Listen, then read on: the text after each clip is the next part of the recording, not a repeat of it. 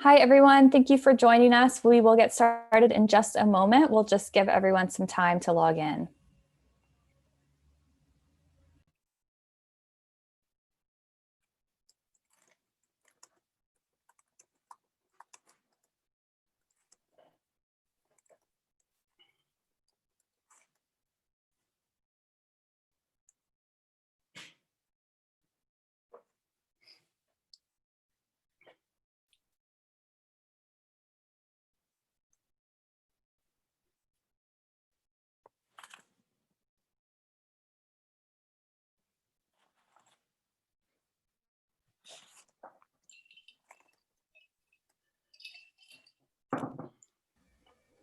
All right, thank you everyone for joining us and welcome to the Strategies for Success Supporting Students Experiencing Homelessness report release.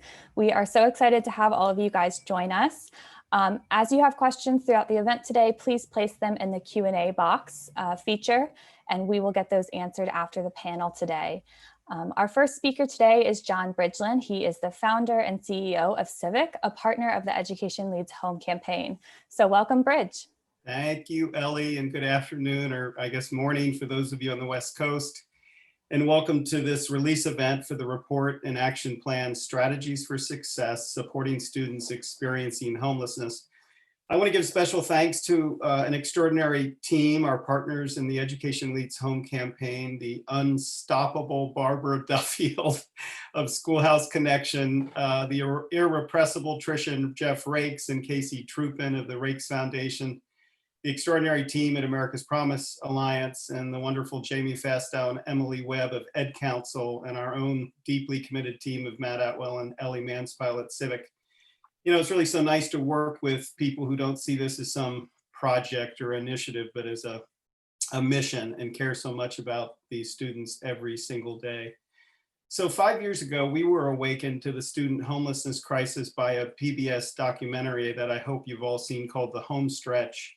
We learned in that context that there were 1.3 million students in school K through 12 experiencing homelessness every year, and that the number has since climbed. For 2 decades, we had worked on the national dropout crisis as a core partner of the Grad Nation campaign with this national goal of a 90% graduation rate by 2020. But we realized that students experiencing homelessness were largely absent from that national conversation on high school graduation and college and work readiness. So while the nation has reached an all-time high of over 85% for its high school grad rate in 2018, which is really remarkable, up from 71% 17 years ago, that literally translates into 3.8 million more students having graduated over that period rather than dropping out. That progress doesn't mean enough if it's not done with more equity. So this includes students experiencing homelessness who are historically marginalized and face more challenges in obtaining a quality education. So we wanted to give voice and life to these students and those helping them. So we conducted a nationally representative survey of students experiencing homelessness all across the United States, including the over 500 McKinney-Vento liaisons working every day to help them. This led to our report, Hidden in Plain Sight, to bring the voices and insights from these extraordinary students and their liaisons into the center, not the periphery, but the center of our national education dialogue. In addition, Congress passed on a bipartisan basis and President Obama signed into law the Every Student Succeeds Act 2016. Thanks to the strong efforts of advocates on this Zoom call today, and I want to particularly single out Barbara Duffield, ESSA bolstered the McKinney-Vento law and required achievement and graduation rates to be disaggregated for students experiencing homelessness beginning in the 2016-17 school year. This law was another breakthrough for students experiencing homelessness. This momentum created an opportunity to do something bigger than just report on the issue. So we launched the Education Leads Home campaign in 2018. The campaign has 3 concrete goals for students experiencing homelessness. First, by 2026, young children experiencing homelessness will participate in quality early childhood programs at the same rate as their house peers. Second, homeless students will have a 90% graduation from high school rate by 2020, within a decade. And finally, by 2034, students experiencing homelessness will have a 60% post-secondary attainment rate. Lasting results can only come from long-term focused efforts, and we need to be in this for the long haul. But in the first 2 years of the campaign, there's already been significant progress. We began by raising awareness and gaining commitment to action through a digital presence and network, through SchoolHouse Connections youth policy assemblies in Washington, D.C., which have just been extraordinary, and by working to embed students experiencing homelessness with their own voices and insights deeply into the education discussions like the Grad Nation campaign. Now, as the campaign moves forward, we're working to identify, disseminate, and replicate policies and practices that move us toward these three goals. As part of that, the campaign launched a state partnership project with 6 states that has turned into a community for states to share best practices with one another across early childhood, K through 12, and higher education. Today's event marks the release of the Strategies for Success report, a culmination of innovative strategies and programs we learned about from interviews with educators and liaisons in Michigan, Montana, New Hampshire, Texas, Virginia, and Washington, D.C., to identify what schools and districts are doing to successfully navigate the challenges students experiencing homelessness face in attending school and succeeding through the whole school to work pipeline. The challenge is now all the more urgent since the emergence of the COVID-19 pandemic and the compounding multiple challenges students are facing who experience homelessness. I'd like to thank again the main sponsor of the report and the entire Education Leads Home campaign, the Raikes Foundation, for their tireless efforts and dedication over many years to such an important cause, to Trish and Jeff Raikes, Casey Trupin, Zoe Stem Calderon, and the whole team, and all the partners, including the distinguished panelists and the young people themselves who've really lifted up this issue for the nation to show how much potential there is to be unleashed. Without further ado, I'd like to turn it over to Matt Atwell, who will take it from here. Matt's the Senior Policy Analyst at Civic and has done such extraordinary work on this effort. Matt? Thanks so much, Bridge, and thank you to everyone for joining today. Like Bridge said, I'm Matt Atwell. I'm the lead author of the Strategies for Success report, which I'm very excited to be talking with you all today. First, it's important to look at the data we have available regarding students experiencing homelessness, to put the challenge into perspective, we know that in the 2017-2018 school year, 1.5 million students, K through 12, experience homelessness. And that is in addition to the 1.2 million children under age 6 that experience homelessness in public early education programs. Beyond poverty, these students experience challenges that go above and beyond conventional poverty. They're more likely to be exposed to a host of risk factors. They're more likely to be held back in school. They're more likely to miss school and be chronically absent. And they are more likely to be highly mobile and much more likely to transfer schools. These negative impacts are amplified the longer a student remains homeless. All of these challenges manifest themselves in education gaps. For the past 2 years, the National Center for Homeless Education has begun releasing graduation rates for students that experience homelessness. In 2017-2018, these graduation rates ranged from a low of 44% to a high of 87%. And while NCHE did not provide a national average, our calculations using cohort counts from 49 states plus Washington, D.C. produced an estimated graduation rate of 67.5%. This leaves students experiencing homelessness with the second lowest graduation rate, well behind the graduation rates for their low-income peers and the national average. This perpetuates a cycle of intergenerational poverty and homelessness, as data from Chapin Hall shows young adults without a GED or high school diploma are 4.5 times more likely to experience homelessness. What is to be done? While these students and their educators face significant challenges, they are not insurmountable. Success stories across the country show us that with the right support, students experiencing homelessness can graduate high school at the same rate as their peers. That is where this report comes in. To learn more about the efforts taking place to identify and support students experiencing homelessness, Civic conducted qualitative interviews with over 30 district and school liaisons across 5 states in the fall of 2019. This work supplements the incredible efforts of building changes in Washington State to identify and replicable best practices for schools to meet the needs of their students experiencing homelessness through a combination of quantitative and qualitative research. You'll be able to hear more about that in today's panel discussion. Taken together, we hope that these publications act as a guide for educators at all levels to support students experiencing homelessness.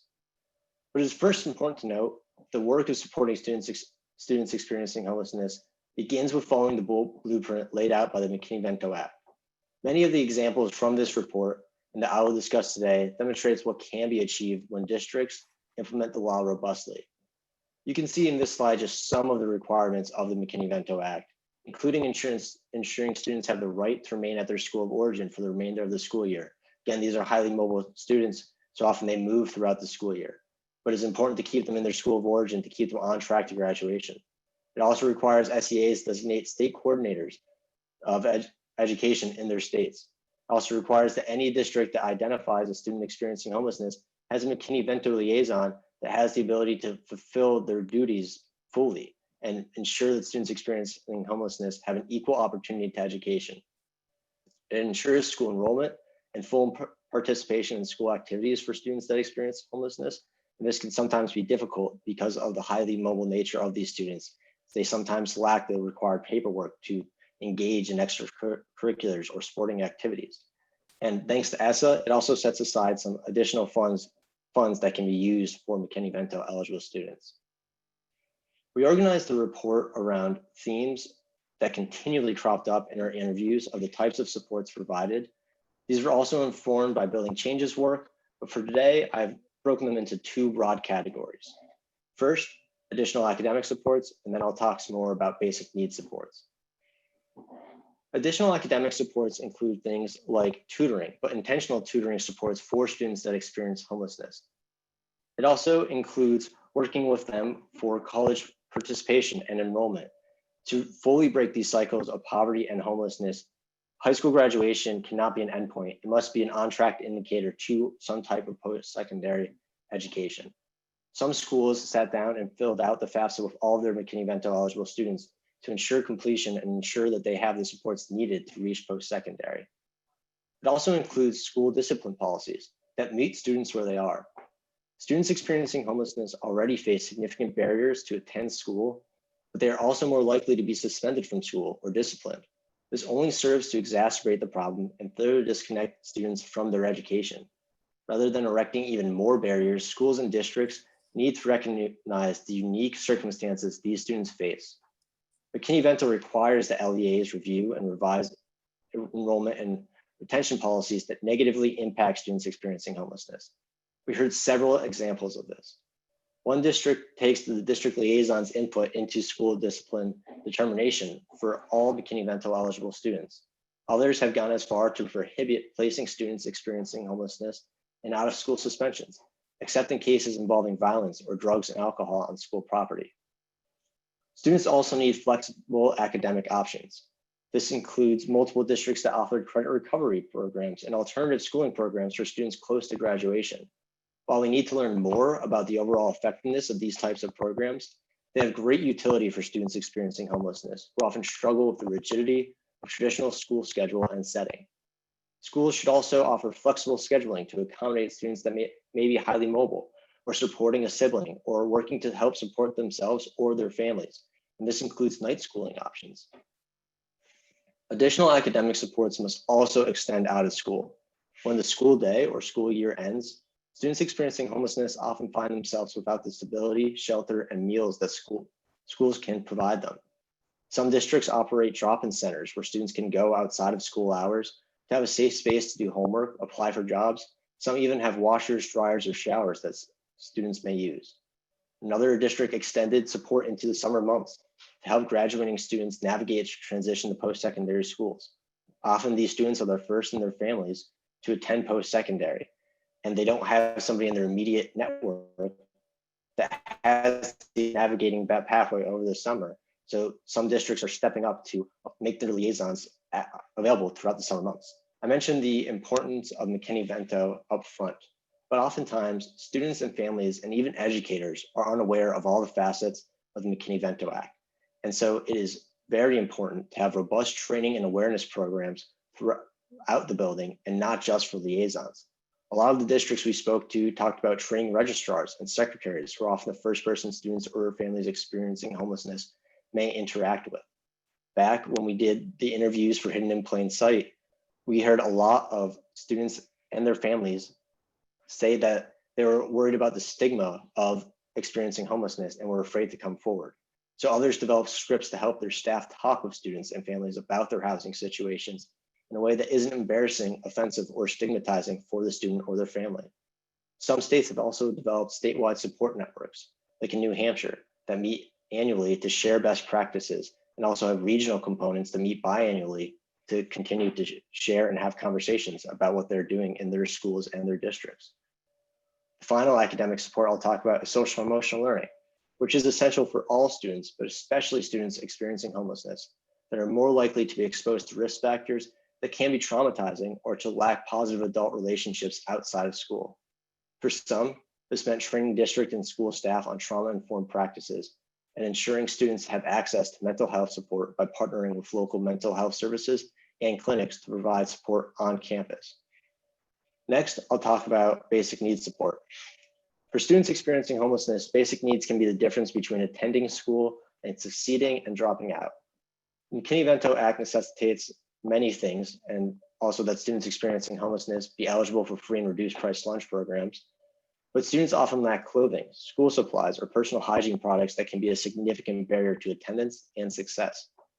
Several of the districts we spoke to operated donation rooms where students could access clothing, while others provided on-premise food pantries or other food programs like backpack buddies that students could utilize for weekend and nighttime meals.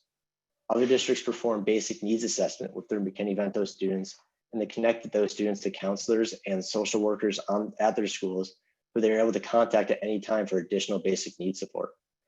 To fill resource gaps, several districts established their own district nonprofits in an effort to overcome financial and resource constraints. These district nonprofits perform a variety of functions.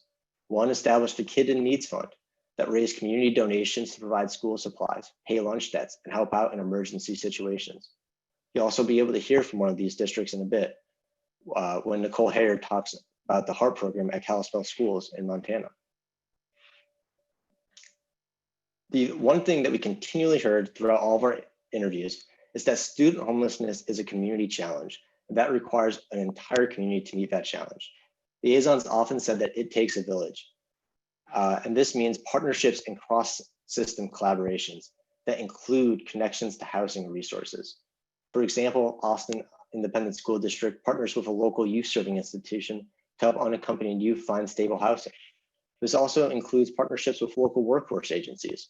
One such example provided daycare services for teen moms. It also includes partnering with local faith-based organizations and local community organizations like Boys and Girls Clubs, Rotary Clubs, Lions Clubs, or other independent organizations in their communities.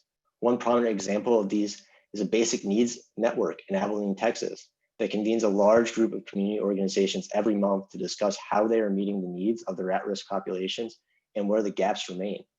Districts also reported partnering with local clinics and health departments to provide healthcare for McKinney-Vento eligible students. The final area that I will discuss is transportation, which was the single biggest challenge that liaisons pointed to. Under McKinney-Vento, LEAs and SEAs must transport students' experience to and from their school of origin. This creates challenges due to students' mobility, as well as a lack of resources, capacity, and public transport options within the district. We heard solutions that range from using Title I funds to employ a transportation coordinator that works specifically for students experiencing homelessness. We also heard of a program called RATS, Retirees Assisting with Transitional Students, where the district rehired school staff to transport students. I encourage everyone to read the report for more detail on these programs and countless more examples of the incredible work happening throughout the country. Before I close, it's important to know interviews were conducted before the disruptions of COVID-19, as well as the movement for racial justice that we continue to see throughout the country and that is long overdue. Student homelessness sits at the center of both of these issues. It is impossible to untangle student homelessness from racial inequity and systemic racism. Research makes this clear. Black and Hispanic students are much more likely to experience homelessness than their white peers for a variety of factors. Intentional supports for students experiencing homelessness is an equity mandate for this nation. Meanwhile, the pandemic has only exacerbated the precarity of homelessness and housing instability and the challenges these students face. But when we reached back out to several districts in the aftermath of the pandemic, they told us the examples of robust McKinney-Vento programs and other success stories in this report prepared districts and schools to better confront the challenges of COVID-19. In closing, I want to thank again Raikes Foundation for their support in this work. I also want to thank the team at Building Changes and SchoolHouse Connection for their partnership to help make this report possible. I especially want to thank my colleague and co-author, Ali Mansfeld, for all her hard work developing and releasing this report and putting on this Zoom event, and all the liaisons that share their stories with us throughout the country and for their tireless work to provide students experiencing homelessness with an equal education. With that, I'm really honored to introduce our panel today. Our moderator is going to be Barbara Duffield, who is the Executive Director of SchoolHouse Connection, one of Education Leads Home core partners. She will moderate the panel, which will also feature Destiny Dickerson, who is a senior at San Diego State University and a former accompanied and unaccompanied homeless youth. We also are delighted to welcome Nichole, the director of the Kalispell HARP program, a recipient of the National Homeless Education Liaison of the Year Award in 2018. And finally, Daniel Zavala, Director of Policy and Strategic Communications at Building Changes. With that, I'll turn it over to you, Barbara. Great, thank you very much. We're going to start with a few questions. Some questions will be for everybody, then we'll have a couple questions that'll be for specific panelists. So overall, we know from what Matt just shared that the recent Building a Grad Nation report by Civic showed that 67.5% of students experiencing homelessness graduated from high school on time, which again, as Matt shared, was the lowest rate of any subgroup other than students with disabilities, but also that it's 12% lower than economically disadvantaged students, which shows us that homelessness has an impact on academic achievement and school success that is over and above poverty. So the first question for the panel is if you could speak to some of the added challenges that students experiencing homelessness face in high school, and also some of the supports that are needed to overcome them. Destiny, if you don't mind, I'd like to start with you. Okay, hi everyone. When I thought about this question, I kind of reflected on like what my personal experience was, and there's a lot of the obvious things, but one of the things that I thought about that I don't normally talk about was the tardy policy at my school. We had a 3-strike system, so if you had an address outside of the district and you were tardy more than 3 times, you could be expelled.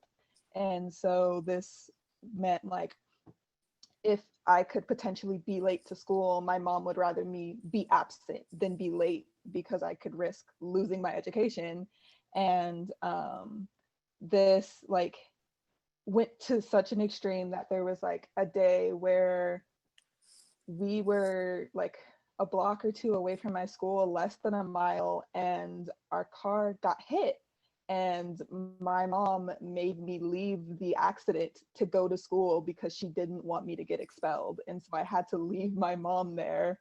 So it's just like something that I feel like people don't think about, how like a tardy policy like that could affect someone like that. But it's like, okay, I just got hit by a car, now I gotta go to class. So yeah, that's just one of the things I wanted to talk about.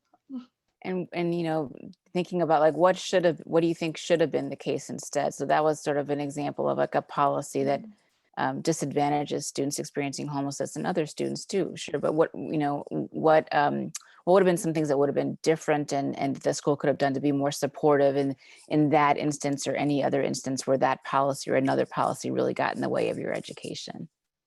Yeah, I think with that particular policy, just like understanding that there are other reasons to be absent or to be tardy, whereas my district only accepted a doctor's note as a valid reason to be excused from school. And so it's like, yeah, just like realizing that there are other valid reasons and it's not always going to be a doctor's note. Great, thank you very much. That's a great example. Nichole, if you could speak to some of the challenges as well as supports. Sure. So I think I'm going to start with the very first challenge, which is for these students to be identified, recognized, and then acknowledged. That identification piece is the most important piece, right? I would challenge people to really erase what their vision, what they think of when they think of someone struggling in homelessness. The McKinney-Vento Act truly outlines a definition that's very broad for students, just given the nature that they're underage and they lack the ability to directly affect their situation. So it's a very broad definition. And I know when I came into this job, what I noticed was students who really truly were in the worst possible situations and or very close to already dropping out were truly the only ones being identified, which at that point, oftentimes you're a little too late to the game. So I would say that the first challenge is really being identified so that the proper supports truly can be put in place. Just following the law, enforce it every time and with care, and making sure that there really is a fierce advocate within your school district, willing to work for the school district, but then also sometimes having to advocate for the student, even when the school district doesn't necessarily agree. And then lastly, I come from Kalispell, Montana. Glacier Park is my backyard. We're incredibly fortunate, but our rural context definitely leaves gaps in social services and nonprofits. So students and families, when I started this work, truly weren't getting their basic needs met. So we really had to kind of go all the way back to step one. And we built something called the HEART program. The Kalispell heartprogram.org website kind of explains what we do, but it's really truly a way to build a bridge between the school district, social services, nonprofits, and then really engaging families and students in their own education. Thank you very much for sharing that. It's clear why you were a National Homeless Liaison of the Year. Daniel, if you could share about, from your perspective, challenges and supports that are needed. Sure. One of the things I've been thinking about this question is just like this notion of like students experiencing homelessness and who is that, like which of our students, right? And what do they represent? And I realized that like in answering this question, it's that, you know, a student experiencing homelessness to reach graduation, to reach their potential in post-secondary needs everything that every other student needs, right? And then we talk about the intersections with poverty, with race, right? With housing instability. And so it's not only just what every other student needs, but also the intentional focus on supports around poverty, supports around housing instability, you know, supports around what it means to be, to deliver quality education services for a student of color. And so when I hear Destiny's story, when I hear some of the examples that Nichole is giving, like, I think it just speaks to the individual nature of the experience, right? That we can't take this whole uniform or conform approach, and that when we think about the challenges, it's that every student's experience, while there can be common threads, are so uniquely experienced, right? So uniquely felt. And so the solutions really have to come from that individualized approach. And I appreciate what Nichole was talking about of going back to basic needs, because for many of our students experiencing homelessness, it is meeting those basic needs, thinking about what access to education looks like. Matthew talked about transportation in that, right? And then from there, recognizing, okay, what does receiving quality education services look like once somebody's basic needs are met and they can access education? And so I guess I kind of say this in more of a way of that there's no one example that's going to work for everybody. It's not a one size fits all. It really does need to be individualized based on the circumstances. Absolutely. Absolutely. Thank you. And then you brought up this intersectionality, which we know it's almost never just homelessness. Homelessness really can't be separated from other inequities in our society, and particularly racial inequity. We know nationally that Black, Hispanic, and Native youth are much more likely to experience homelessness than their white peers. They're more likely to suffer harmful consequences of homelessness, and they're more likely to face barriers to accessing both education and homeless assistance. So I know, Daniel, that Building Changes has conducted interviews with students and families of color experiencing homelessness in order to inform both policy and practice. So if you could share a little bit about what you've learned from those conversations and what schools and districts can do to produce more equitable outcomes. Yeah, of course. So to give a little bit of background here, so we at Building Changes under our SchoolHouse Washington project conducted a number of interviews with students and families of color experiencing homelessness.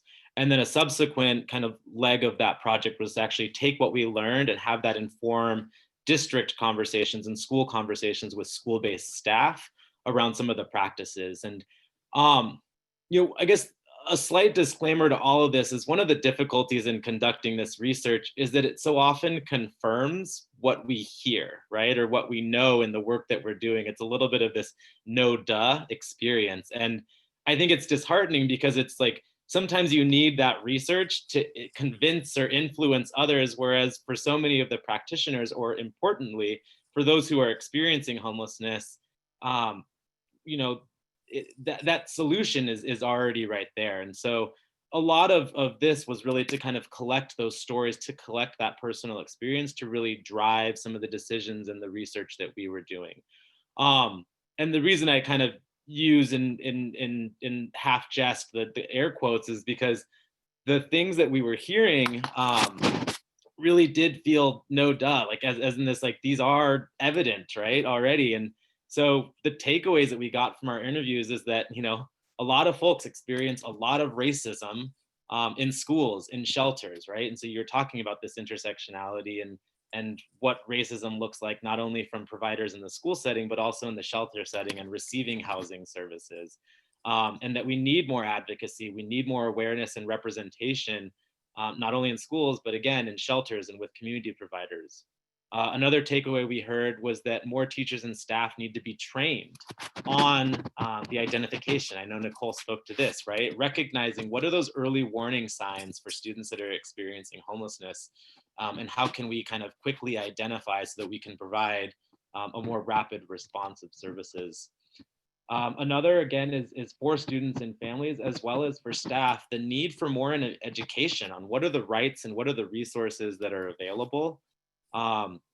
And I know Matthew spoke to this, but cross-sector partnerships. We absolutely need cross-sector partnerships because not only recognizing again those intersections and recognizing the increased need and the desire for more focused efforts, but also that when we look at a student experiencing homelessness, while their experience, right, is singularly felt and there is no separation, the way government is structured is segmented, right? And so while I might have health, needs, I might have education needs, I have housing needs, those are all different government departments, right? Or different agencies that are providing those services. And so we do need those cross-sector partnerships to meet the whole child's needs.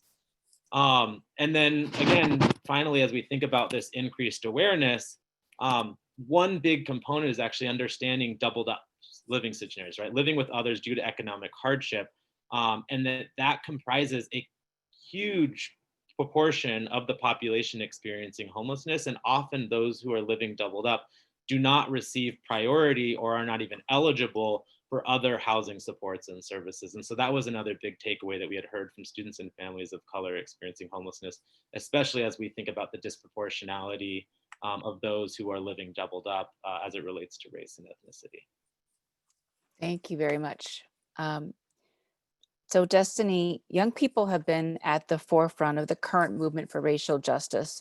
What do you hope that educators learn from the current movement? And how do you believe that schools can and should change to be more welcoming for students of color? Yeah, so with this question, I thought a lot about it, and the only thing I could really think of was just like, I hope that the educators and the staff and all of them can reflect on their own microaggressions towards students of color. And I just like thought about situations that I had experienced and like that my friends had experienced with like, I would be in class and I went to a predominantly like affluent high school in an affluent community was color. And so when it came time for like fundraising and things like that, I had a teacher that shamed all of the students for not donating and like would say like, oh, well, your outfit's like over $100, so you can afford to donate the money for that. Or if I bought this outfit, you don't know anything. And I've also had situations with like, obviously in an ideal world, dress code would be followed, but I've had situations where I was dress coded when I wasn't dress coded, when I didn't have dress code, but I had a faculty cross the entire quad, walking past plenty of people who had dress code that were not of color to come dress code me when I didn't have dress code. And so that was just like really frustrating. And I had a friend who, there was like the Army and Navy recruiters, they would come to campus and like have like different challenges and you could win prizes, and he won a beanie and later he got the beanie confiscated. And when he was like called into the office, and he was Colombian, so he was told that he was just gonna end up a drug dealer and that that's why he was failing all his classes and like all of these things, when he was a straight A student and they knew nothing about him. They just were assuming all of these things. And so I don't know, I guess this like the solution to that would just be like more like diversity training and actually like enforcing it, because you can have like the training, but if it's not implemented, then it doesn't really matter. Very, very definitely. And so we've got like these layers of traumatic experiences, homelessness, and then the structural and systemic racism that students experience on top of that. And then, you know, schools, which are to be inclusive engines for economic mobility, sometimes actually making things much worse. And really, so, you know, very much hearing that from what you're saying now.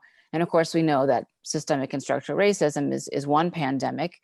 And then we have another pandemic that's occurring too with COVID-19. So, and all of this, of course, layered on top of each other and exacerbating the challenges that our students are experiencing in schools.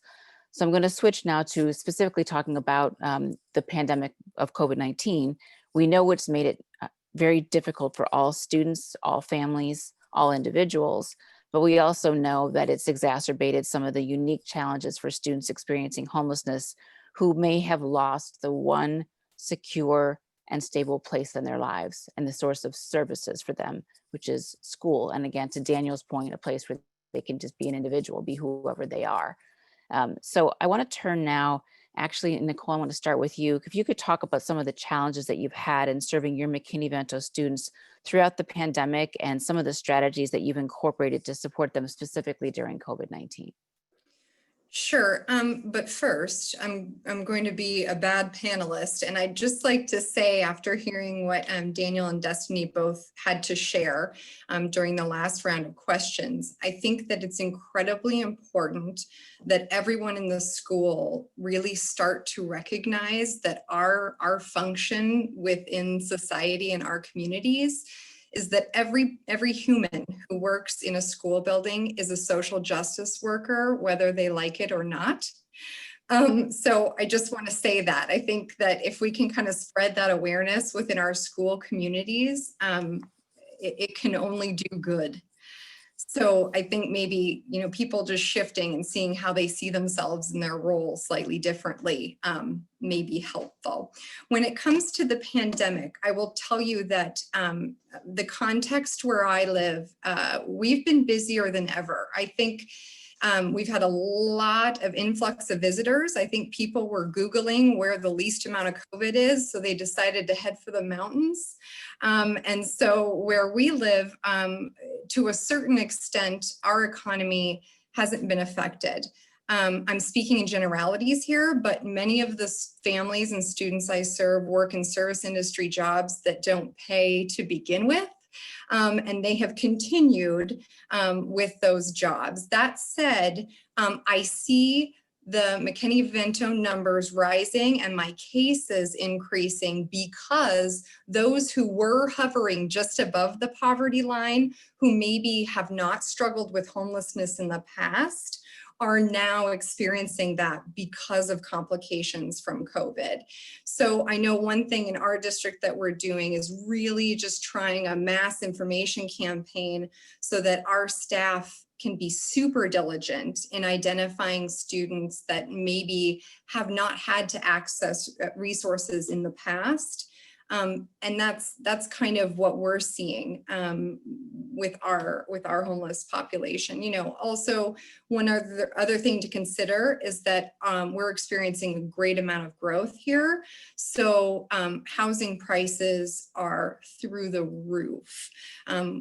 People are moving up here in droves, and it really truly is pushing those that have been citizens of our area for a long time further and further out of town where they can't access resources. So we're working on projects in order to reach those folks that are living in outlying areas as well. Great, thank you. And Danielle, I know you've done a lot of research and been in a lot of contact with school districts in Washington State around COVID, and also that Washington State is very diverse in terms of rural, suburban, and urban. So I'm wondering if you could share a little bit about what the districts are telling you, that the challenges that they're seeing and some of the strategies that they're using during the pandemic. Yeah, so we conducted a survey with our McKinney-Vento liaisons across the state right after the pandemic hit. And it was really to kind of understand, you know, if we're going to have increased public dollars, whether federal or state, to provide, you know, resources or supports for this effort, like what would that look like and where should it go, right? And as you might imagine, right, the answers were very varied, but we did get a couple of themes that really are coming across, mostly around basic needs, right? A need for food, a need for access to technology devices, for internet and Wi-Fi hotspots. And as we will always see with, you know, students and families experiencing homelessness, a need for flexible dollars from service providers, right? Because that might just mean that, you know, I need something around rental assistance, or I might need somebody to help pay a move-in deposit or moving costs because I can no longer live in my current, you know, environment. And so, you know, that was really right after the pandemic hit. You know, fast forward several months and, you know, a number of rounds of not only kind of public, but also private and philanthropic dollars. One of those through a state fund that we were administering. There was a large statewide partnership that went out to schools and providers for students and young adults experiencing homelessness. And a lot of those needs had shifted a little bit, right? Basic needs were a little bit more being met, you know, technology was less so and, you know, important, but then again, we still see this increased need around housing stability and housing supports. And we still saw in other pockets, and I think Nichole talks about this a little bit in terms of the rural divide, access to technology and devices, because it wasn't as simple as, oh, we can just drive, you know, a bus that's a mobile hotspot, or we can just open up this community center, this school to serve for childcare.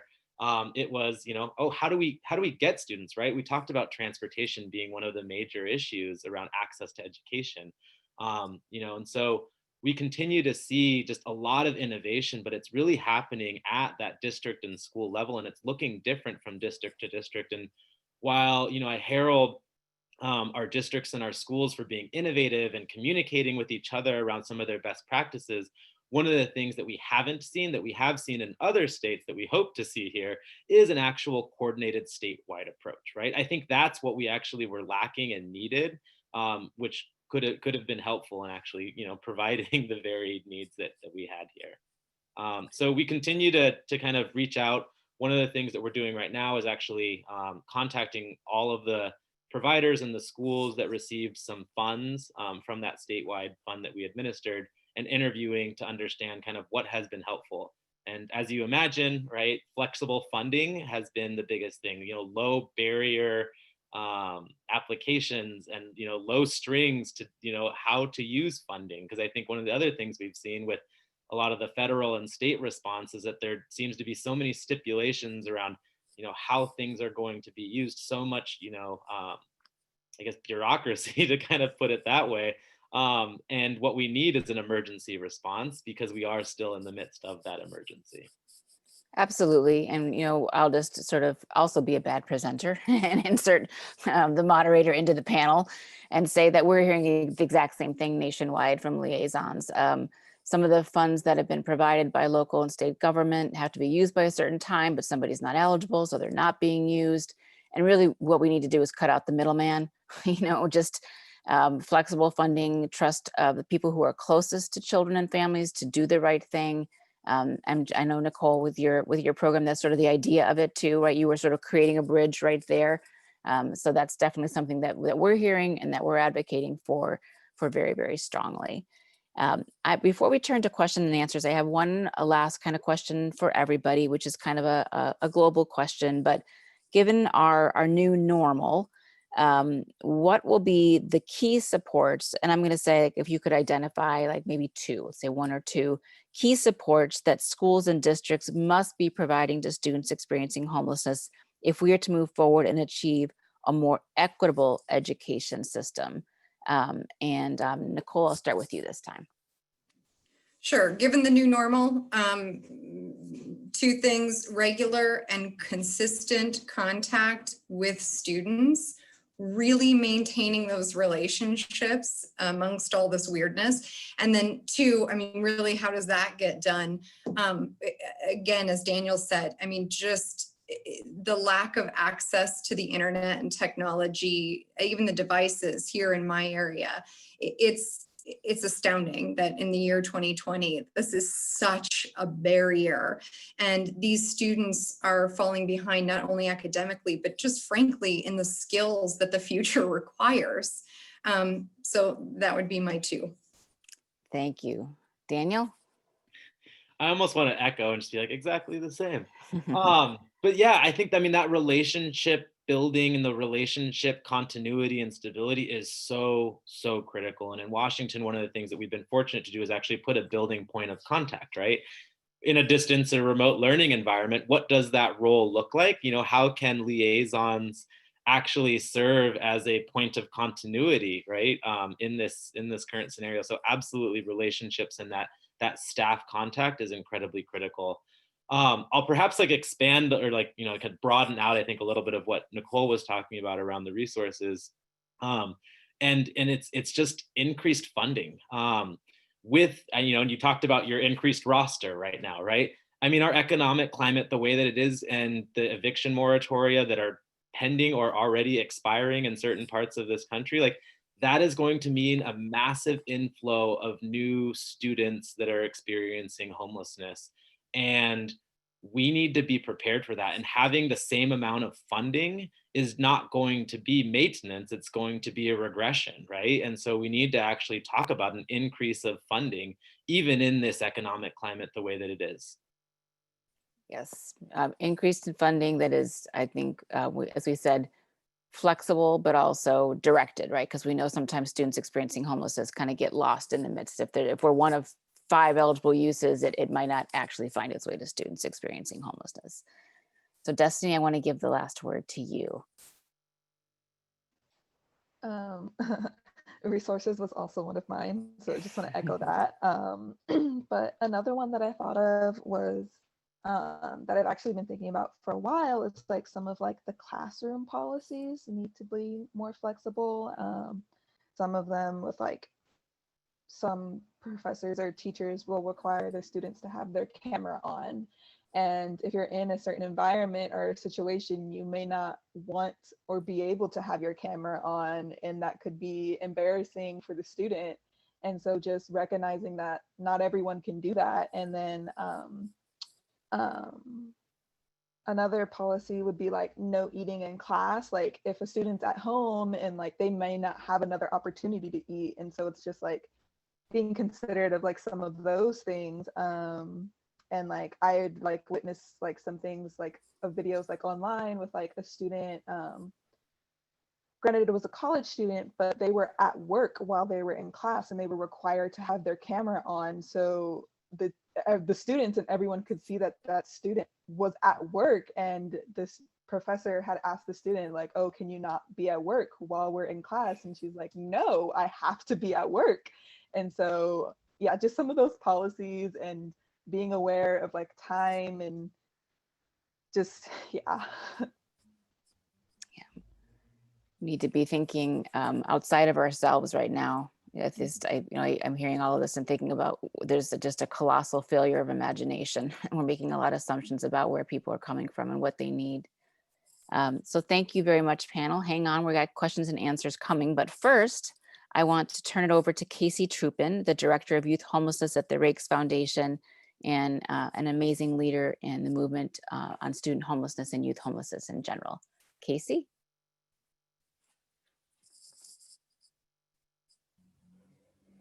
I think we might be having some technical difficulties with Casey, so let's go ahead and move into the Q&A portion for now. Okay. So the first question, which is, what does immediate enrollment look like at your district? And so Nichole, we'll start with you here. And then Daniel, if you have examples from other districts in Washington State, what does immediate enrollment look like at your district? So, you know, and I think what they're getting at is sort of like, what does immediate mean? Like, how quick is immediate? You know, we know the dictionary says without delay. So practically speaking, what does that look like in your district? Okay, so practically speaking, what that looks like is the next day for elementary students. And normally there's about a 48-hour cushion for high school students and middle school students, just given the nature of having to schedule them for various classes.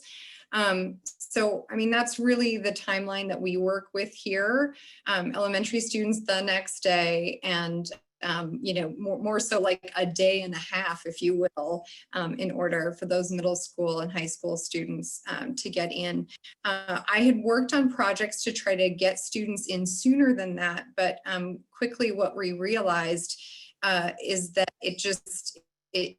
it truly wasn't helpful to stick kids in some kind of an alternative classroom setting for the day that it took for us to be able to adequately match up the credits that they had accrued to what they needed. Some of the feedback we got from students was that was a poor way to start the very next day off. So that's what our district means. Thank you. Daniel, do you have anything to add to that around immediate enrollment? Yeah, not much to add other than just as we think about some of the barriers, right? Often we can hear cases where folks are like, oh, well, we're waiting for records to come in from a previous district, or we're waiting for discipline, you know, reports and all of that. And I think the idea behind immediate enrollment is no, enroll first, then wait on everything else, right? And so I think that's just one small kind of piece around the policy that I know to know. Great, thank you. Next question is, how can out-of-school programs without the same degree of funding or reach as school districts be more effective as they advocate on behalf of students experiencing homelessness?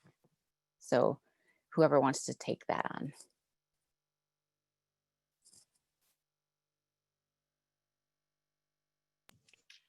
I'm not fully sure I understand the question. I'm sorry. So out of school programs, in other words, after school, before school, you know, programs that are educational programs, but they're not run by the school district. So how can they be more actively involved in advocating and serving students experiencing homelessness? Well, I mean, I know as the district liaison, I mean, I have built relationships with those programs, all of our after school programs in the community, our Head Start program. You know, the earlier a student can be identified, the better, right? To put supports in place and hopefully pull them out of that situation. So, I mean, that said, that piece in part comes from the nonprofit that I run. And so the outreach that I do on behalf of the school district, I mean, that kind of sets the tone. I think that it's really, really important for someone in the school district to join community boards and community committees so that your school district has access to being fully hooked in and knowledgeable about what your community has to offer. So outreach. Great. Daniel, anything more to add on that?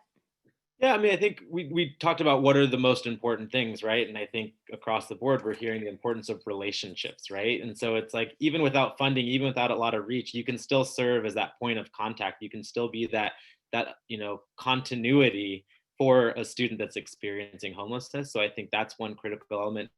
And the other is part of the importance that comes with that is the ability to advocate on behalf of, right, and with that student that's experiencing homelessness. And so the more that you can equip yourself with information about the rights that that student should be receiving, the more you can be an advocate. And in fact, sometimes it's actually important to have that person who can do that for the student that's experiencing homelessness. So I would say, not only just to be there, right, be that point of contact, but also, again, to leverage that relationship so that you can be an advocate with the district, whether it's, around rights or understanding what services might be available. So to try and connect. And I think Nichole talked about this in a lot of ways.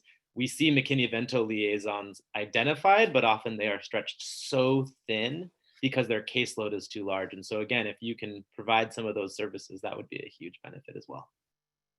And Destiny, were there out of school programs that you participated in that were particularly helpful to you, either during middle school, high school? No, unfortunately. It was a struggle for me to be able to participate in those programs. So that was the experience I unfortunately did not get to have. So more outreach would really be helpful, from out of school programs, so that students would have that experience, another place to be for sure. Ellie, or do we have time for one more question, or is Casey back online? Yes, Casey is back online. All right.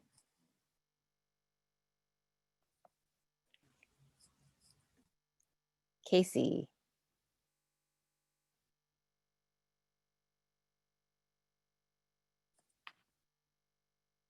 I'm not hearing Casey. Let's go ahead and go to one more question.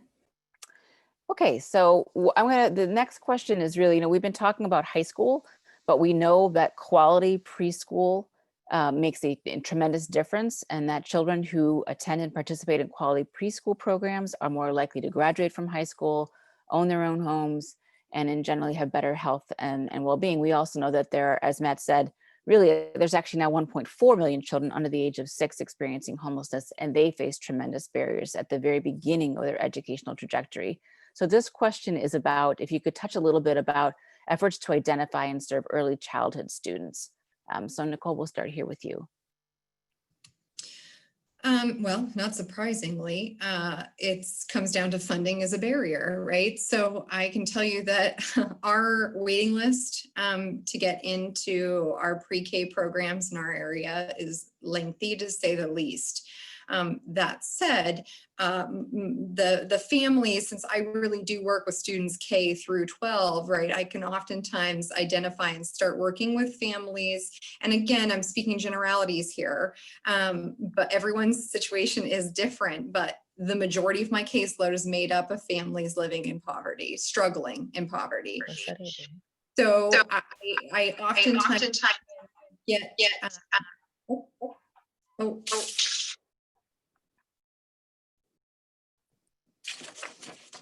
Go ahead.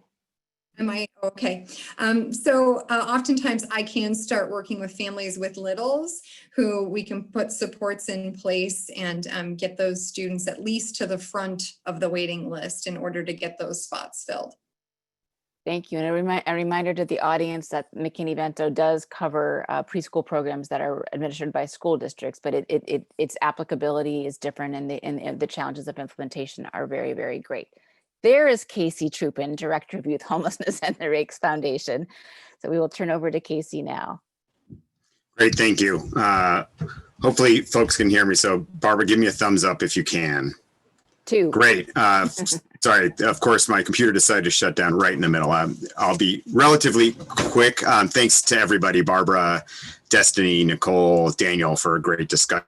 I'm Casey Trupin, the Director of Youth Homelessness at the Raikes Foundation. We're a proud supporter of this report, as well as a sponsor of the Education Leads Home campaign. And it's been really encouraging to see the progress of the campaign in just a short amount of time. At the Raikes Foundation, we believe that every young person deserves a safe and stable place to call home, and we're working to make that vision reality.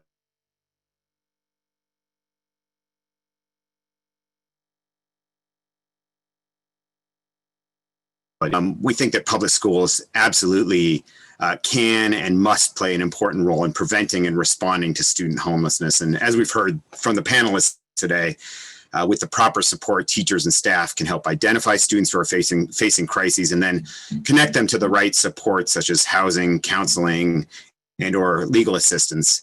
This report is, I think, one critical part of a larger body of works that we're proud to support, aimed at what we're referring to as the SchoolHouse Promise, which will be a robust set of policies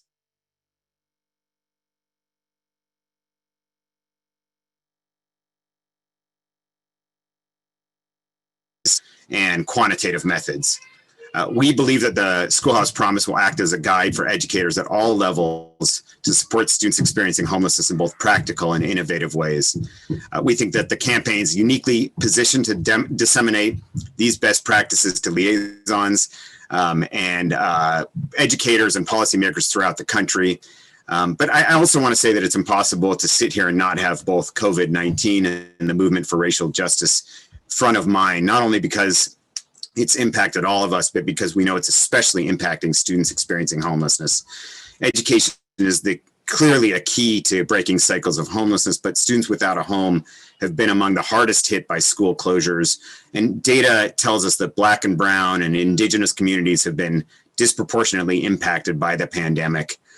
These students really deserve an equal education. So we believe the strategies outlined in this report that will comprise the SchoolHouse Promise can help us accomplish that goal. So I'd like to close by thanking the Education Leads Home campaign, Civic, SchoolHouse Connection, Education Council, and America's Promise Alliance, and really thank Daniel Zavala from Building Changes.